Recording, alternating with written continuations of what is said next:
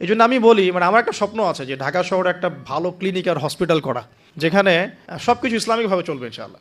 এটা দরকার আছে। আমরা যদি আমরা ফেস করেছি তো আমরা বুঝতে পারি দরকার আছে। একটা হসপিটালে যান, দেখবেন পরিবেশ এনভায়রনমেন্ট ইসলামিক না।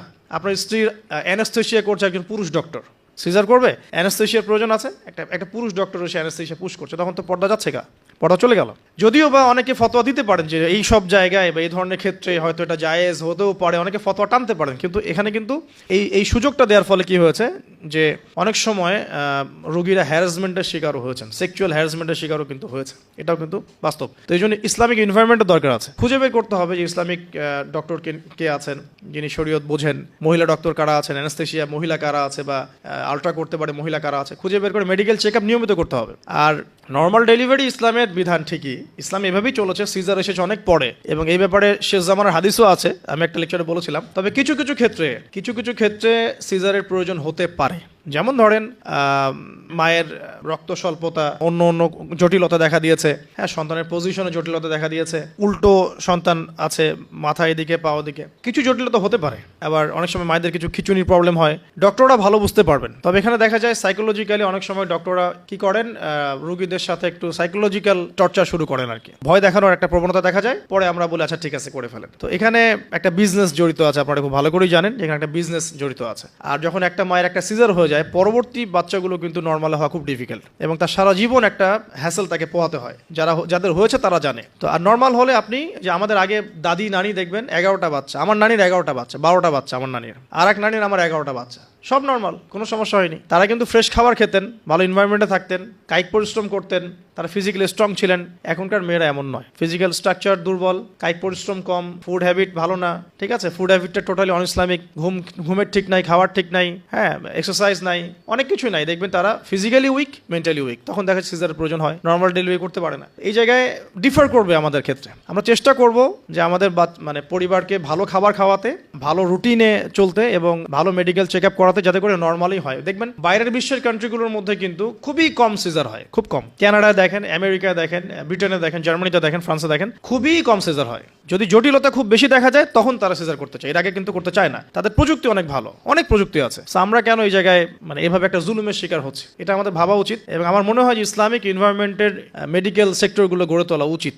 এখানে যাদের সামর্থ্য আছে তাদের এইসব প্রজেক্টে হাত দেওয়া যেতে পারে। আল্লাহ পাক আমাদেরকে তৌফিক দান করে। তো এরপরে যখন সন্তান হয়ে যাবে, প্রথম কাজই দেখবেন, সন্তান হওয়ার পরেই তাকে নিয়ে হইহুল্লাহ শুরু হয়, হ্যাঁ, টানা হেঁচড়া, এটা ওইটা, কি বলবো, অপারেশন থিয়েটারে অহেতুক কথাবার্তাগুলো হয়, এই কথাগুলো সন্তানের কানে প্রবেশ করে। অথচ সুন্নাহ হচ্ছে সন্তান হয়ে গেলে তাকে নিয়ে আল্লাহর কাছে দোয়া করার পর তার কানে আল্লাহু আকবার, আশহাদু আল্লা ইলাহা ইল্লাল্লাহ, আমরা যে আযান দিই আশহাদু আন্না মুহাম্মাদুর রাসূলুল্লাহ, এটা কানের মধ্যে শোনানো, এটা একটা সুন্নাহ, গুরুত্বপূর্ণ সুন্নাহ। তারপর তাকে তাহনিক করা উচিত। তাহনিক তো আমরা উঠেই গেছে সমাজ থেকে, তাহনিক আবার কি জিনিস? ডক্টররা তাহনিক শুনলে আটকে উঠবে আর কি। তাহনিক হচ্ছে যে কোনো আলেম, কোনো বুজুর্গ, যিনি পরহেজগার, আল্লাহওয়ালা, মারেফতওয়ালা মানুষ, তিনি খেজুর বা কোনো মিষ্টি জাতীয় মধু, খেজুর, এই টাইপের কিছু একটু চিবিয়ে বাচ্চার জিহ্বার মধ্যে একটু খালি লাগিয়ে দিবে, এটা একটা তাহনিক সুন্নাহ। তো এখন মুখে তো জর্দার পান আর সিগারেট, তো এই মুখ দিয়ে তো তাহনিক হবে না, হবে তো আল্লাহওয়ালা সত্যিকারের মানুষ খুঁজে বের করতে হবে। যাই হোক, যদি আপনি না পারেন, খুঁজে না পান, আপনি আপনার সন্তানের তাহানিক করেন, যথেষ্ট। আপনি দোয়া করেন, 2 রাকাত নামাজ পড়ে আল্লাহ শুকরিয়া আদায় করেন। আমি নিজের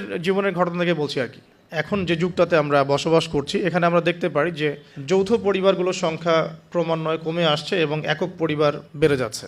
এবং একক পরিবারের মধ্যে আগের মতো শান্তি, শৃঙ্খলা, স্থিতিশীলতা, হৃদ্যতা, ভালোবাসার বেশ ঘাটতি দেখা যাচ্ছে আর কি। এবং ম্যাক্সিমাম পরিবারে দেখা যায় সন্তান প্রতিপালনের ক্ষেত্রে আমরা এমন একটা প্রজন্মকে তৈরি করছি যেই প্রজন্মর হাতে কোরআন এবং সুন্নাহ নাই, এবং যেই প্রজন্ম কোরআন এবং সুন্নাহকে হাতে নিয়ে চলমান বিশ্বের সংকটগুলো মোকাবেলাও করতে পারছে না। তো এই সময়ে সবচেয়ে গুরুত্বপূর্ণ একটা টপিক হচ্ছে ইসলামিক প্যারেন্টিংস, কিভাবে আমরা সন্তান প্রতিপালন করব। আমরা এখানে প্রোটেস্ট্যান্ট ভার্সনে গতানুগতিক প্যারেন্টিংসের কথা বলছি না। প্যারেন্টিংস দু প্রকারে যাওয়ার আগে এটা জানা দরকার প্যারেন্টিংস অর্থ কি। প্যারেন্টিং অর্থ হচ্ছে সন্তান প্রতিপালন করা। তো সেকুলার কনসেপ্টে যারা আমরা বিশ্বাসী, তারা বিশ্বাস করেন যে একটা সন্তান জন্ম লাভ করার পরে তার ভালো খাবার, ভালো পোশাক, ভালো বাসস্থান, হ্যাঁ, ভালো স্কুল, ভালো কলেজ, ভালো বিশ্ববিদ্যালয়, ভালো জব, ভালো চাকরি, এগুলো হচ্ছে একটা সন্তান প্রতিপালনের মৌলিক বিষয়। এটা তাদের কনসেপ্ট। এখানে পরকালীন স্বার্থ খুব একটা প্রাধান্য পায় না। সন্তান ম্যাথামেটিক্সে কত পাচ্ছে এটা তাদের কাছে ইম্পর্টেন্ট, 5 ওয়াক্ত নামাজ ঠিক মতো পড়ছে কিনা এটা তার কাছে ইম্পর্টেন্ট নয়। এটা হচ্ছে একটা মানে কনসেপ্ট অফ ভিউ। তাদের সংখ্যা কিন্তু কম নয়, বরং সেকুলারদের সংখ্যাই কিন্তু সমাজে বেশি। আমি গত লেকচারে বলেছিলাম যে বর্তমান ওয়ার্ল্ডে তিনটা মৌলিক আদর্শ চলছে আর কি। একটা হচ্ছে এলিমিনেশন বা এলিমিনেট করা, দ্য কনসেপ্ট অফ গড বা আল্লাহর যে দর্শন, আমি আল্লাহ বলতে এখানে গড বোঝাচ্ছি না, আমি শুধু অনুবাদ করার ক্ষেত্রে এই শব্দটা প্রয়োগ করলাম। এই কনসেপ্ট অফ গডটাকে এলিমিনেট করা হচ্ছে সারা ওয়ার্ল্ড থেকে এখন আর কি। ওয়ার্ল্ডের মধ্যে যে দর্শনগুলো চলছে, প্রথম দর্শন যেটা ছড়িয়ে দেওয়া হচ্ছে সারা বিশ্বে, এটা হলো the elimination of concept of god, মানে আল্লাহর বা গডের যে অস্তিত্ব, এটাকে এলিমিনেট করা হচ্ছে। মানুষকে দিন দিন নাস্তিকতার দিকে প্রলুব্ধ করা হচ্ছে, এটা একটা। সেকেন্ড হচ্ছে মেটেরিয়ালিজম বা বস্তুবাদিতা। আমাদেরকে বোঝানো হচ্ছে, শেখানো হচ্ছে যে আমরা এই দুনিয়ার জন্যই বাঁচবো, পরকালের কথা পরে চিন্তা করা যাবে। দুনিয়ার ভোগবিলাস, চাকচিক্য, আমাদের ব্যবসা বাণিজ্য, আমাদের স্ট্যাটাস, বাড়ি গাড়ি, পলিটিক্যাল পাওয়ার, এগুলোই সব কিছু। পরকালটা পরে। পরকালকে মুখ্য ভেবে দুনিয়াকে করব এমন আদর্শ খুব একটা দেখা যাচ্ছে না। আর তৃতীয়টা হচ্ছে চ্যালেঞ্জ ছুড়ে দেয়া, মানে চ্যালেঞ্জ থ্রো করা কার বিপক্ষে? আল্লাহর ওহির বিপক্ষে, মানে আল্লাহ পাকের যে ওহির জ্ঞান, যেটাকে আমরা রেভলিউশন বলি, এই রেভলিউশনের এগেনস্টে চ্যালেঞ্জ ছুড়ে দেওয়ার একটা দর্শন দেখা যায়। দেখবেন ইসলামের এটা কেন, ওটা কেন, এটা কেন করবো, ওটা কেন করবো না, পর্দা কেন, হ্যাঁ কেন চুরি করলে চোরে হাত কাটতে আল্লাহ পাক বললেন, কেন জেনার শাস্তির কথা বললেন, কেন মাদকদ্রব্য খেলে সমস্যা কি, গান শুনলে কি সমস্যা, চ্যালেঞ্জ ছুড়ে দেওয়া হচ্ছে ইসলামের এগেনস্টে আর কি। তো এই তিনটা ফিলোসফি খুব মানে হাইলাইটেড এখন সারা ওয়ার্ল্ডে, এবং এটা পুরো পরিকল্পনাই পশ্চিমাদের, যাতে করে ইসলামপন্থীদেরকে তাদের মৌলিক আদর্শ থেকে ফিরিয়ে নেওয়া সহজ হয়। এবং জ্ঞানতাত্ত্বিক চ্যালেঞ্জটা ছুড়ে দিলে কি হয়, তখন মুসলিমদেরকে জ্ঞান অর্জন করেই জবাব দিতে হবে। আর এখানে যেহেতু আমরা অনেকটা পিছিয়ে থাকছি, এই কারণে আমরা তাদের চ্যালেঞ্জগুলোকে খুব একটা ফেস করতে পারছি না।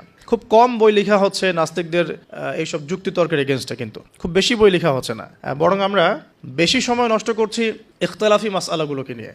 ঠিক আছে, পশ্চিমাদের অনেক চ্যালেঞ্জ আছে, পলিটিক্যাল চ্যালেঞ্জ তারা করেছে ইসলামের এগেনস্টে, ইকোনমিক চ্যালেঞ্জ করছে, জ্ঞানতাত্ত্বিক চ্যালেঞ্জ করেছে, ফিলোসফিক্যাল চ্যালেঞ্জ করেছে, এবং শিক্ষাক্ষেত্রে অনেক চ্যালেঞ্জ তারা ছুড়ে দিয়েছে। তো এই চ্যালেঞ্জিং যে আদর্শটা আছে, এটা তৃতীয় ওদের আদর্শ। তিনটা দর্শন তারা চালু করেছে।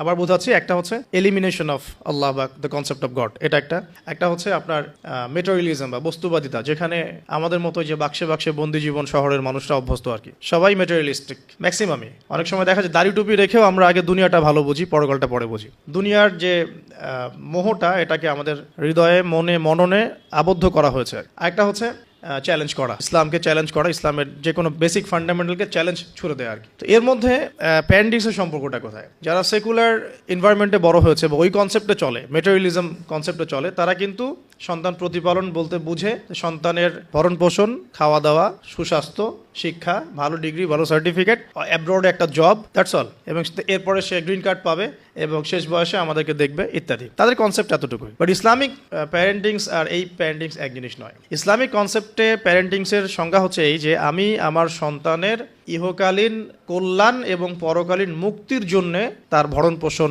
তার খাবার, তার পরিচর্যা, তার মন, আত্মা, মননের যত্ন নেওয়া, তার শিক্ষা, তার চাকরি, তার বিবাহ, হ্যাঁ, তার স্ট্যাটাস ইত্যাদি আমি মেনটেন করব। মানে আমি আমার সন্তানের ইহকাল পরকাল উভয়টাকেই নিশ্চিত করতে চাচ্ছি। এটা হচ্ছে ইসলামিক প্যারেন্টিংসের মূলনীতি। তো এখানে একটা মূলনীতিগত পার্থক্য আমরা খেয়াল করছি।